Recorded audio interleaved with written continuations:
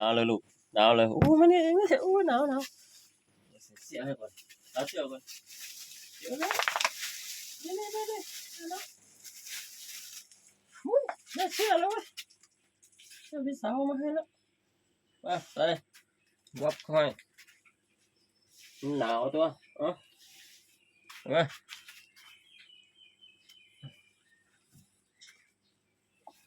คนนี้ดิไปยังสวยเลยยังสวยเลยวะนั่งดีๆดินั่งลงไม่หนาวเนาะไม่หนาวเลยอ่ะอุ้ยก็โดนอะไรปากนี่ไปฟัดกับใครมาอีกนี่เหรอ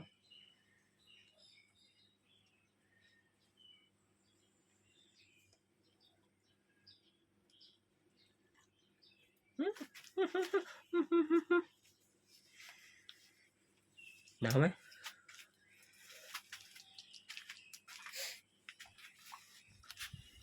ขอบคุณสำหรับเสื้ออุ่นๆนะครับพี่ก็น่าจะชอบมากเลยลายอะไรนี่